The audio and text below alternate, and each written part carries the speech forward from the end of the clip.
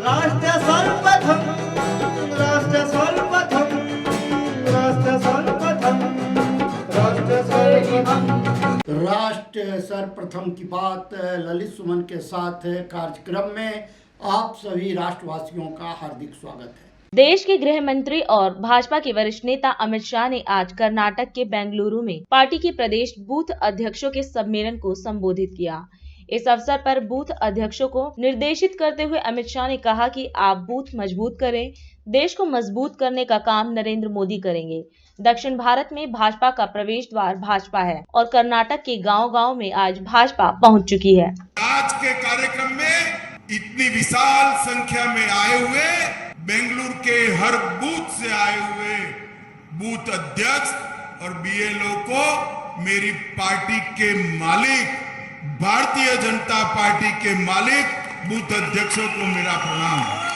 Bharatiya Janata party के कर्नाटक के कार्यकर्ता और विशेषकर बेंगलोर के कार्यकर्ताओं को मैं कहने आया हूं, देश भर के कार्यकर्ता जहां जहां भी हमारा दौरा होता है, देश भर के कार्यकर्ता मुझे बताते हैं दक्षिण में भारतीय जनता पार्टी को मजबूत करना चाहिए। ये सिर्फ दक्षिण के कार्यकर्ताओं का नहीं, नॉर्थ ईस्ट से लेकर गुजरात से लेकर बंगाल तक, उड़ीसा तक, सारे देश के कार्यकर्ताओं का ये संकल्प है कि दक्षिण के अंदर कमल खिलना चाहिए। और मैं आज आपको बताता हूं कर्नाटक और बेंगलुरु के कार्यकर्ताओं को कि दक्षिण में भारतीय जनता पार्टी की एंट्री का गेट द्वार हमारा कर्नाटक है, यहीं से एंट्री हो सकती है।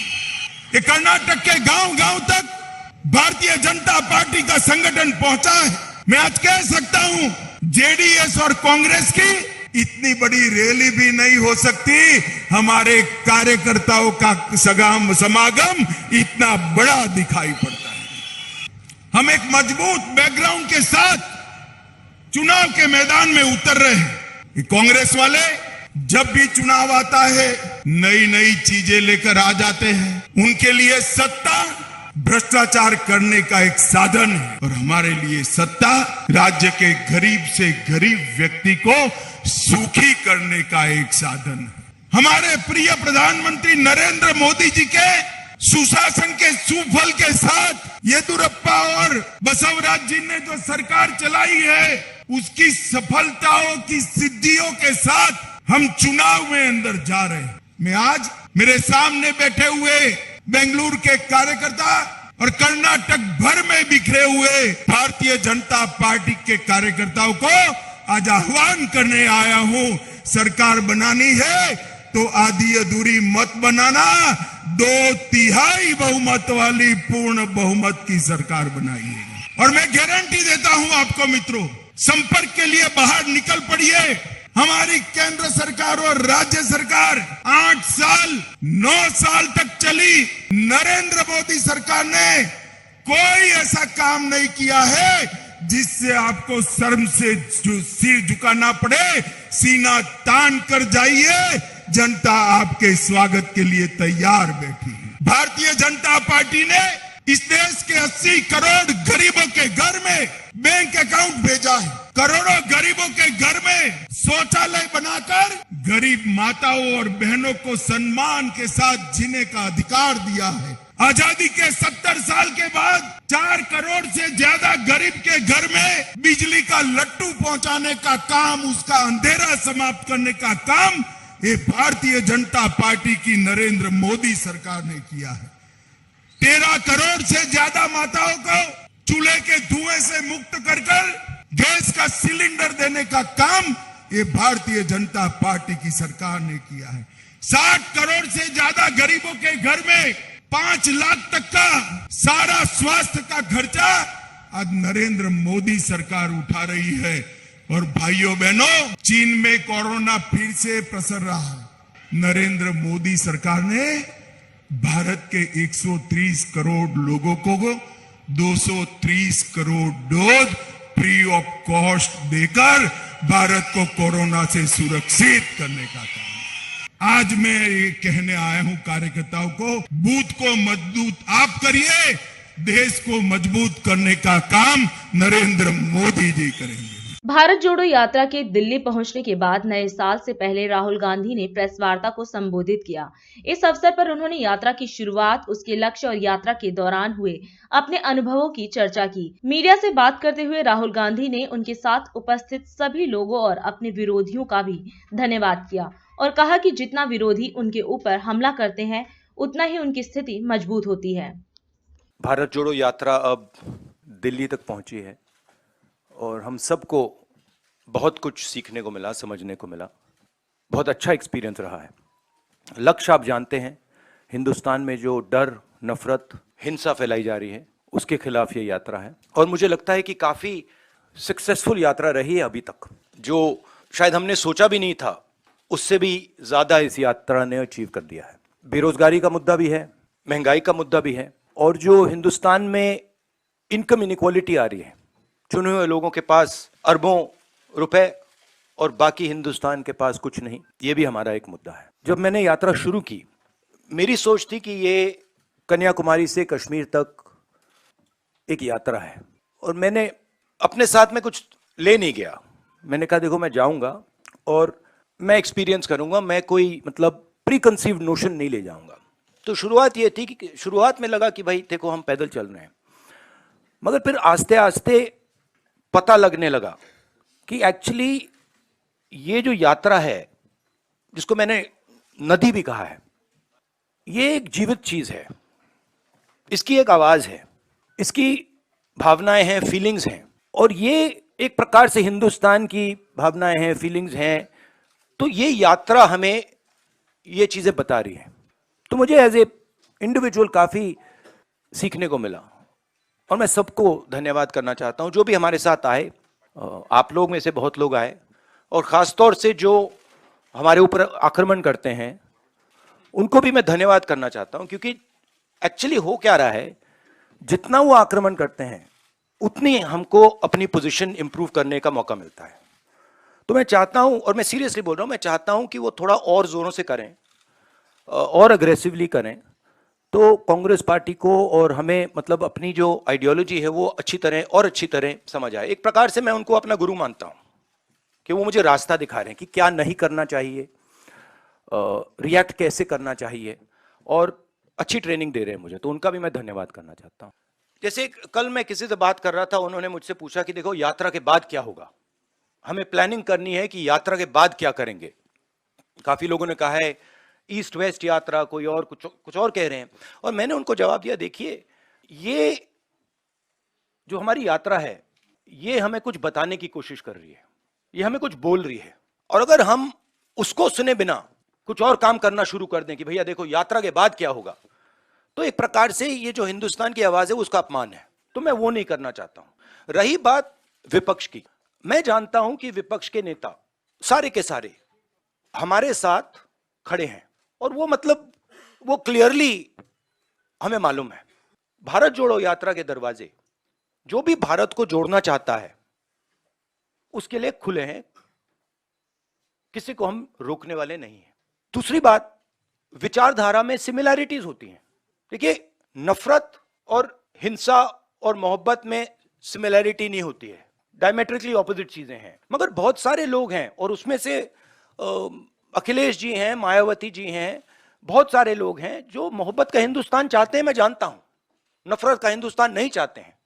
तो रिश्ता तो है उनके साथ, आइडियोलॉजिकल रिश्ता और भारत जोड़ने का और नफरत को मिटाने का रिश्ता है। सबसे पहले मेरा लक्ष्य हिंदुस्तान को एक ऑल्टरनेटिव विजन देने का है, ऑल्टरनेटिव दृष्टिकोण देने का है, एक नया तरीका देने का है। सरकार की कमियां हैं, उसमें मैं आपको बता सकता हूं, बेरोजगारी, इकोनॉमिक मिसमैनेजमेंट, नोटबंदी, गलत जीएसटी, चाइना, ये कमियां हैं, गलतियां की हैं। मगर मेरी अप्रोच यात्रा के साथ यह है कि हम हिंदुस्तान को एक सोचने का, जीने का नया तरीका देने की कोशिश कर रहे हैं। अब सरकार चाहती है कि मैं बीपी गाड़ी में भारत जोड़ो यात्रा करूं। कहते हैं आपका प्रोटोकॉल है कि आप हमें तंग मत करो, आप बुलेट प्रूफ गाड़ी में बैठ के कन्याकुमारी से कश्मीर तक चलो। अब यह मेरे लिए तो एक्सेप्टेबल नहीं है।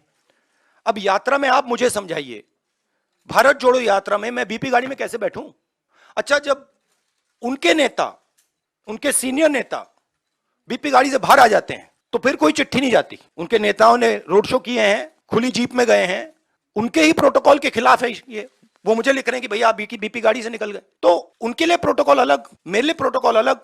और सारे सीआरपीएफ के लोग जानते हैं, सीनियर्स जानते हैं कि मेरी सिक्योरिटी के लिए क्या करना है। और हमारी सिक्योरिटी बीपी गाड़ी में मतलब मैं कैसे चलूं, आप बता दो मुझे। चला ही नहीं जा सकता है। भारत जोड़ो यात्रा में पैदल जाना है। अभी समय है एक छोटा सा ब्रेक का।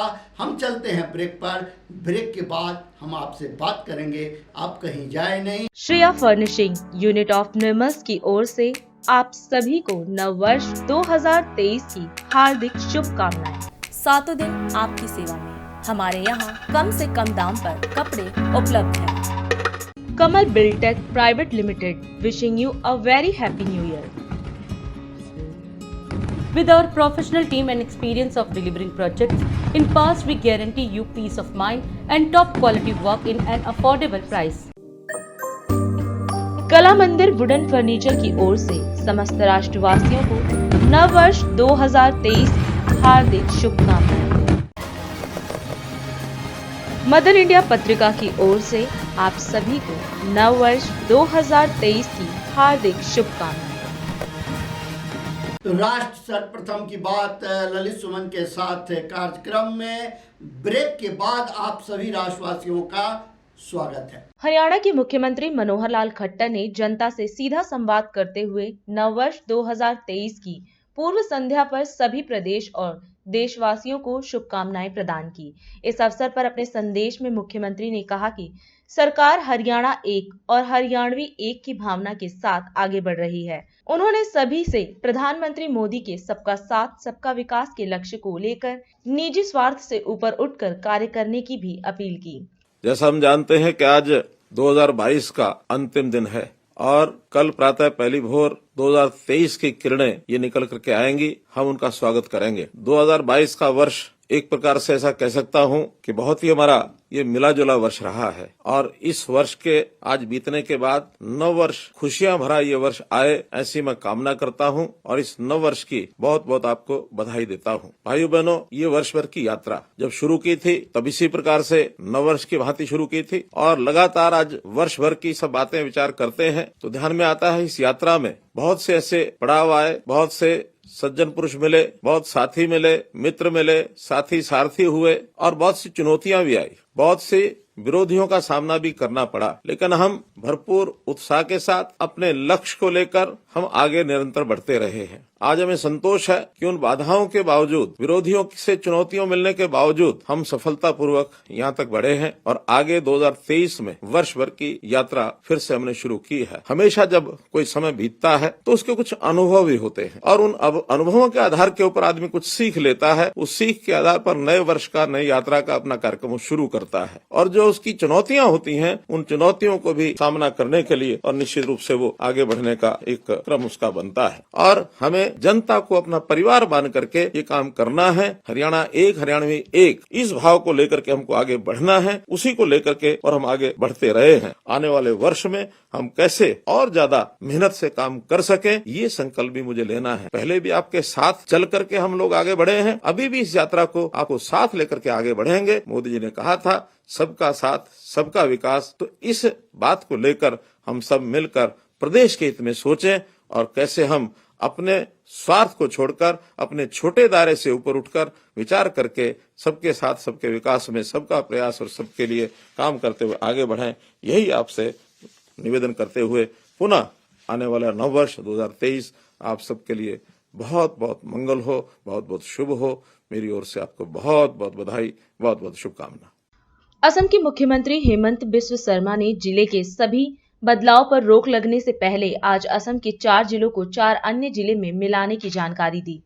सूत्रों के अनुसार परिसीमन की कार्यवाही शुरू होने के बाद किसी भी राज्य में जिला सीमा को नहीं बदला जा सकता और यह तिथि असम के लिए 1 जनवरी 2023 की है। मुख्यमंत्री ने इस अवसर पर राहुल गांधी की प्रेस वार्ता के संबंध में पूछे गए एक सवाल पर जवाब देते हुए कहा कि राहुल गांधी को भाजपा या आरएसएस को नहीं, भारत के तिरंगे को अपना गुरु मानना चाहिए। असम का डिलिमिटेशन एक्सरसाइज कल से शुरू होगा, यानी निर्वाचनीय आयोग ने एक अधिसूचना जारी किया है कि काल से हम कोई एडमिनिस्ट्रेटिव यूनिट्स का चेंज नहीं कर पाऊंगा till the delimitation exercise is completed. इसीलिए हमारा जितना पेंडिंग प्रपोजल्स था या जो हमारा डिस्कशन स्टेज में था लेकिन हम लोग किया नहीं था, तो आल स्कूल मिला के 13-14 जो ऐसे मर्जर, डीमर्जर, एमलगेमेशन, ये छोटा मोटा जितना प्रपोजल था, ये प्रपोजल आज हम लोग कैबिनेट में क्लियर किया।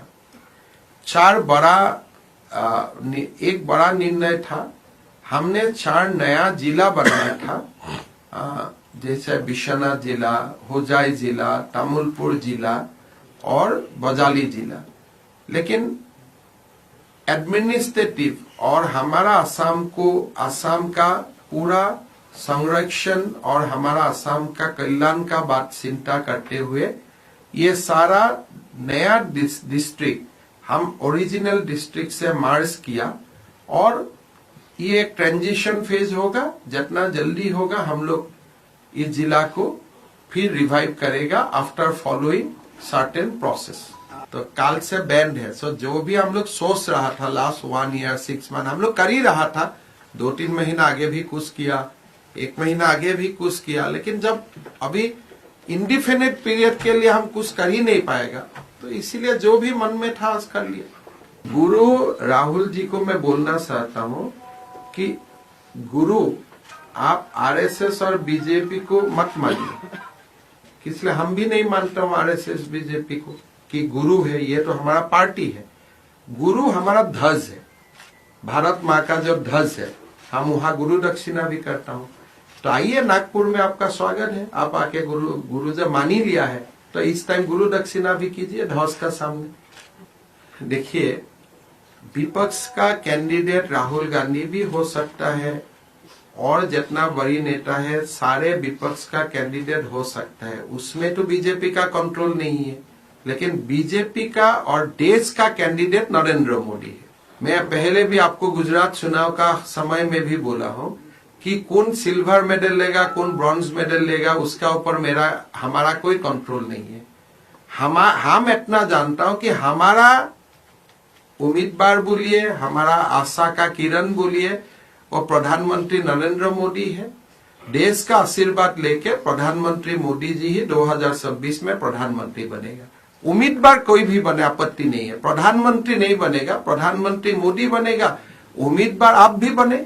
बिहार के मुख्यमंत्री नीतीश कुमार ने आज उच्च माध्यमिक विद्यालयों के प्रधान अध्यापक, जिला शिक्षा एवं प्रशिक्षण संस्थानों के व्याख्याता, विश्वविद्यालयों एवं राजकीय अभियंत्रण महाविद्यालयों के सहायक प्राध्यापकों के नियुक्ति पत्र का वितरण पटना के गांधी मैदान स्थित ज्ञान भवन में किया। इस अवसर पर प्रदेश के उप मुख्यमंत्री तेजस्वी यादव भी उपस्थित रहे। कार्यक्रम को संबोधित करते हुए मुख्यमंत्री नीतीश कुमार ने सभी नवनियुक्त अध्यापकों को बधाई दी। वहीं उप मुख्यमंत्री तेजस्वी यादव ने दावा किया कि महागठबंधन की सरकार ने 2022 में कई कार्यक्रम कर हजारों लोगों को नियुक्ति पत्र बांटा है। मैं सबसे पहले आप सब लोगों को, जिनको आज नियुक्ति पत्र वितरण हो रहा है, मैं उनको बधाई देता हूं और मुझे पूरी खुशी है कि वे अपने अपने काम को बहुत अच्छे ढंग से करेंगे। ये पूरा भरोसा है आप सब लोगों पर। और यहाँ पर आज जो शिक्षा विभाग में जो कुछ भी किया गया है, अब ये सब तो खुशी की बात है, लेकिन अभी शिक्षा विभाग में जितना किया गया है आज तो आपको उसके लिए आपको दे दिया गया, आपको आज तो उसको नियुक्ति पत्र। लेकिन इसके अलावे बड़े पैमाने पर और भी शिक्षकों की और अन्य पदों की बहाली होने वाली है। लेकिन आज माध्यमिक विद्यालय विभिन्न पंचायतों में नव स्थापित उच्च माध्यमिक विद्यालयों के प्रधानाध्यापक 369 और जिला शिक्षा प्रशिक्षण संस्थान एवं प्राथमिक शिक्षा महाविद्यालयों के लिए व्याख्याता लेक्चरर 37 और पटना विश्वविद्यालय एवं मौलाना मदरुल हक अरबी फारसी विश्वविद्यालय के लिए सहायक प्राध्यापक 17, विज्ञान एवं प्रावैधिकी विभाग से जुड़े हुए अभियंत्रण महाविद्यालयों के लिए सहायक प्राध्यापक असिस्टेंट प्रोफेसर 139। अब इनकी आज बहाली हो रही है। तो सबको बधाई तो मैं दे ही रहा हूं और उम्मीद भी कर रहे हैं कि आप पूरा काम अपना करिएगा। सबसे पहले आज जिनको नियुक्ति पत्र मिला है और मिलेगा, तो उन सबको मेरी शुभकामनाएं हैं। आप सबको बधाई हम देते हैं कि आप लोग अपने मेरिट पे यहाँ चुन करके आए हैं और आज माननीय मुख्यमंत्री जी के कर कमलों द्वारा आपको नियुक्ति पत्र मिला है। और माननीय मुख्यमंत्री जी का भी धन्यवाद देते हैं कि 2022 में बिहार में एक सकारात्मक सार्थक बदलाव हुआ, जो हमारी नई महागठबंधन की सरकार किसानों, युवाओं, महिलाओं पर विशेष तौर पे कार्य कर रही है। और आप लोग सब लोग जानते हैं कि एक बेरोजगारी को लेकर के हम लोगों का मुहिम था, क्योंकि देश में सबसे बड़ी बेरोजगारी की समस्या है, खासतौर पे बिहार में भी थी। और माननीय मुख्यमंत्री जी को इसलिए धन्यवाद देते हैं कि उन्होंने कई कार्यक्रम 2022 में लगभग हजारों लोगों को नियुक्ति पत्र बांटा और लाखों पद को सृजन हम लोगों ने करने का काम किया है।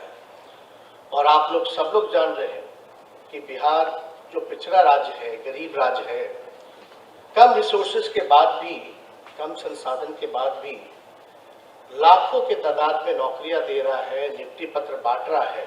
हमारी जो नई महागठबंधन की सरकार जो नीतीश कुमार जी के नेतृत्व में बनी है, ये युवाओं को लेकर के, बिहार की समस्याओं को लेकर के कितनी गंभीर है। माननीय मुख्यमंत्री जी ने गांधी मैदान से, ऐतिहासिक मैदान से एक ऐतिहासिक दिन, इंडिपेंडेंस डे के दिन ऐलान किया था कि 20 लाख लोगों को 10 लाख सरकारी नौकरी और 10 लाख सरकार जो है रोजगार के अवसर पैदा करेगी, यानी 20 लाख होता है। और हमें पूरा विश्वास है कि जो उम्मीदें, जो आकांक्षाएं जो इस नई सरकार से लोगों की है, नौजवानों की है, इसको हम लोग पूर्ण रूप से पूरा करेंगे। अभी समय है एक छोटा सा ब्रेक का, हम चलते हैं ब्रेक पर। ब्रेक के बाद हम आपसे बात करेंगे, आप कहीं जाए नहीं। Wadhwa crockery and gift house की ओर से आप सभी को नववर्ष 2023 की हार्दिक शुभकामनाएं। Vishwakarma furniture mart specialist in artistic wooden furniture की ओर से आप सभी को नववर्ष 2023 की हार्दिक शुभकामनाएं। न्यू बीकानेर स्वीट सेंटर, तिलक मार्केट, रमेश नगर की ओर से आप सभी को नववर्ष 2023 की हार्दिक शुभकामनाएं। ग्लोब टिम्बर ट्रेडर्स की ओर से आप सभी को नववर्ष 2023 की हार्दिक शुभकामनाएं। एमपी ग्रेनाइट की ओर से आप सभी को नववर्ष 2023 की हार्दिक शुभकामनाएं। लोकप्रिय हिंदी दैनिक समाचार पत्र इंडिया दर्पण की ओर से आप सभी राष्ट्रवासियों को नववर्ष 2023 की हार्दिक शुभकामनाएं।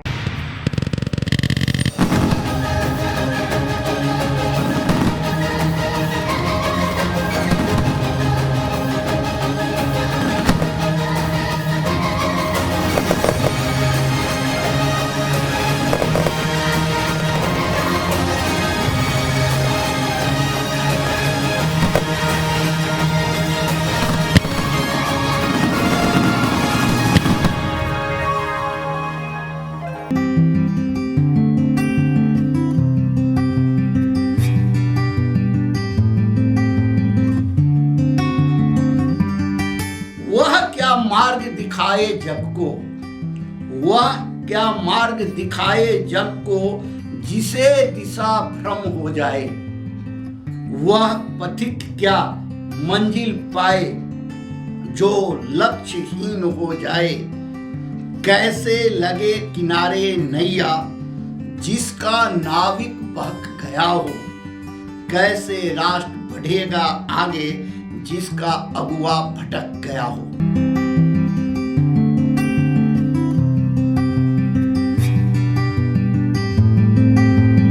राष्ट्र सर्वप्रथम की बात ललित सुमन के साथ कार्यक्रम में ब्रेक के बाद आप सभी राष्ट्रवासियों का स्वागत है। दिल्ली प्रदेश भाजपा सचिव हर्ष मल्होत्रा ने बढ़ती हुई ठंड के बीच गरीबों की मौत को लेकर एक प्रेस वार्ता को संबोधित किया। इस अवसर पर मीडिया को संबोधित करते हुए भाजपा प्रवक्ता ने कहा कि उपराज्यपाल ने अपने दौरे में दिल्ली के रैन बसेरों में अनियमितताएं पाई और इसके कारण अधिकारियों को भी निलंबित किया। उन्होंने सरकार से अपील करते हुए कहा कि वह इस संबंध में जल्द से जल्द कार्रवाई करें और गरीबों की व्यवस्था करें। बहुत संवेदनशील मामला है, उस पर राजनीति की जो सरकार वर्षों से केवल और केवल प्रचार की सरकार है, सिर्फ बड़े बड़े होर्डिंग्स पर मुख्यमंत्री का फोटो या उप मुख्यमंत्री का फोटो है, उस पर तो पैसा खर्च कर रहे हैं, उस पर तो चिंता है कि उनकी फोटो, उनका प्रचार जनता को दिखना चाहिए, पर इस बात की चिंता नहीं है कि जो दिल्ली के अंदर बेघर और गरीब व्यक्ति है, उसका इतनी ठंड में, इतनी ठिठुरती ठंड में क्या हाल होगा, इस बात की चिंता नहीं। केवल 15 दिनों में 162 ऐसे गरीब लोगों की, बेघर लोगों की मौत होती है, उसका जिम्मेदार कौन? उसका जिम्मेदार केवल और केवल दिल्ली के मुख्यमंत्री हैं, जिन्होंने ड्यूसुक के शेल्टर्स पर अपनी उतनी ही बड़ी फोटो लगा रखी है जितना बड़ा शेल्टर है। और जब एलजी साहब ने अभी सभी रैन बसेरों का दौरा किया और देखने के बाद उनको ये समझ में आया कि इसकी व्यवस्थाएं, ना तो व्यवस्थाएं हैं, अंदर की व्यवस्थाएं नहीं है, और ना ही पर्याप्त रैन बसेरे हैं जहां उनके मेकशिफ्ट शेल्टर होम्स बनाए जा रहे हैं, वो भी नहीं है। तो उन्होंने जो ड्यूसुक के दिल्ली के हेड थे के महेश, उनको भी वहां से हटाया है। हम केजरीवाल जी से ये पूछना चाहते हैं आपके माध्यम से कि इन बेघर गरीब लोगों का कसूर क्या है? क्या केवल यही कसूर है कि दिल्ली के अंदर आम आदमी पार्टी की सरकार है? बहुत संवेदनशील बात है। और ऐसा ही नहीं कि इसी बार ये काम लगातार पिछले कई वर्षों से करते चले आ रहे हैं। ये वो मुद्दा है जो सीधा सीधा उन गरीब आदमी या आम आदमी से जुड़ा हुआ है, जिसको आम आदमी पार्टी के नेता और मुखिया ये कहते हैं कि वो आम आदमी की सरकार है। मैं आप सबके माध्यम से केजरीवाल साहब से हाथ जोड़ के निवेदन करना चाहता हूं, प्रार्थना करता हूं कि आप बाकी कुछ भी राजनीति वश करिए, कितनी भी फोटो अपनी दिल्ली में लगाइए, हमें कोई आपत्ति नहीं है। आप प्रचार वाले मुख्यमंत्री हैं, खूब प्रचार कीजिए, पर कम से कम इन गरीब लोगों का, बेघर लोगों का, जो ठंड से ठिठुर कर या भूख के कारण इस सर्दी में मरने के कगार पर खड़े हैं, उनका ध्यान कर लें और उनके लिए पर्याप्त व्यवस्थाएं इस जनवरी माह में करके दें। नहीं तो इसकी जिम्मेदारी के साथ साथ उनको पाप भी लगेगा, भगवान भी उनको माफ नहीं करेगा। अब वक्त है देश दुनिया की धड़ाधड़ 10 खबरों का। दिल्ली में साल के अंतिम दिन कई इलाकों में छाया कोहरा, 10.2 डिग्री पहुंचा न्यूनतम तापमान। नए साल का स्वागत करने के लिए उत्तर प्रदेश में चाक चौबंद हुई सुरक्षा, पुलिस ने शांतिपूर्ण तरीके से जश्न मनाने के दिए निर्देश। पहाड़ों पर जाम, नए साल पर जश्न मनाने उमड़े पर्यटक, ट्रैफिक जाम के बीच डांस करते हुए आए नजर। दिल्ली का आश्रम फ्लाईओवर नए साल से हो जाएगा बंद, जाम कर सकता है परेशान। आश्रम चौक से डीएनडी फ्लाईओवर तक आश्रम फ्लाईओवर को बढ़ाया जा रहा। गुजरात के नवसारी में ड्राइवर को आया हार्ट अटैक, लग्जरी बस और कार की भिड़ंत, 9 की मौत, कई घायल। विजिलेंस की राडार पर आए पंजाब के पूर्व सीएम चन्नी, बेटे की शादी के बहाने किया करोड़ों का घोटाला। छपरा जहरीली शराब कांड का मास्टरमाइंड गिरफ्तार, दिल्ली पुलिस के हत्थे चढ़ा। वकील की पिटाई से नाराज साथियों ने लखनऊ रायबरेली मार्ग किया जाम, मुकदमा खत्म करने पर बनी बात। दिल्ली में G20 के लिए एमसीडी ने शहर को सजाया, हुमायूं का मकबरा और एफिल टावर दीवारों पर उकेरा। तो निशा शर्मा मर्डर केस में शिजान को 14 दिन की न्यायिक हिरासत में भेजा गया। कोर्ट में पूरा परिवार रहा मौजूद। राज सर्वप्रथम की बात ललित सुमन के साथ कार्यक्रम में हम आपसे आज यहीं विदा लेते हैं। अन्य खबरों के लिए आप बने रहें। राज सर्वप्रथम, वंदे मातरम, जाग उठा है भारत। राष्ट्र सर्वप्रथम राष्ट्र सर्वप्रथम राष्ट्र सर्वप्रथम राष्ट्र सर्वप्रथम